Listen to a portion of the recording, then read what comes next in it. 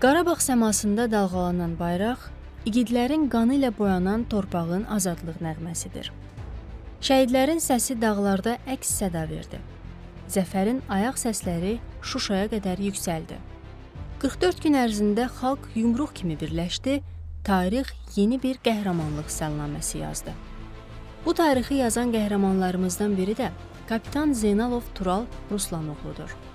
O 1987-ci il oktyabrın 4-də Binəqədi rayonunun Biləcəri qəsəbəsində anadan olub. O 1994-cü ildə Vüqar Əvəzov adına 300 saylı tam orta məktəbin 1-ci sinfinə daxil olub. 2002-ci ildən Cəmşid Naxçıvanski adına hərbi liseydə təhsilini davam etdirən Tural Zeynalov, oranı bitirdikdən sonra Heydər Əliyev adına Ali Hərbi məktəbə daxil olur. Ali Hərbi məktəbi uğurla başa vurduqdan sonra leytenant kimi Daşkəsən rayonunda yerləşən N sayılı hərbi hissədə xidmətə başlayır. Tural Zeynalov aprel döyüşlərində böyük şücaətlər göstərib. 2-ci Qarabağ döyüşlərində kapitan Tural Zeynalov yenə ön cəbhədə idi.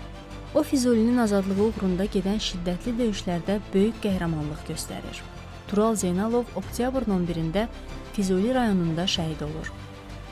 Tural Zeynalov oktyabrın 11-də hərbi memorial məzarlıqda böyük təntənə ilə dəfn edilib.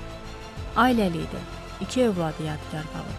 Azərbaycanın ərazi bütövlüyünün təmin edilməsi uğrunda döyüş əməliyyatlarına qatılan və hərbi hissə qarşısında qoyulmuş tapşırıqların icrası zamanı vəzifə borcunu şərəflə yerinə yetirdiyi üçün Azərbaycan Prezidenti İlham Əliyevin sərəncamlarına əsasən Tural Zeynalov ölümündən sonra vətən uğrunda, igidliyə görə, Füzulinin azad olunmasına görə medalları ilə təltif edilib.